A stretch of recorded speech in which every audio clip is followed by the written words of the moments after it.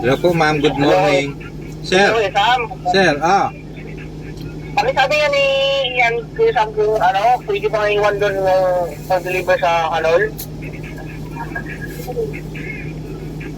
Iwan ka na Kuya Sam, anong gagawin?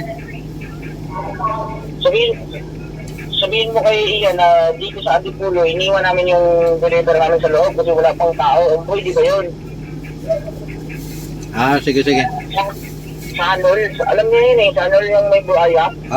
Kung pwedeng iiwan doon. Alis na kayo. So, doon na kami galing, iniwan na kami. Iniwan na namin doon, alam mga bago mga city. Namin eh. May number pa si Ian doon? Tatawagan niya?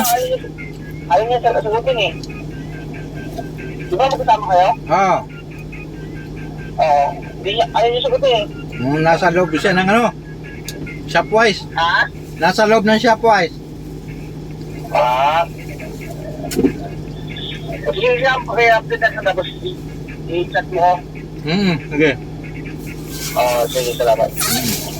Kung may contact siya doon, tawagan niya. Hindi, ano lang ako, pwede lang iwan doon kasi iniwan na lang namin sa mismong loob.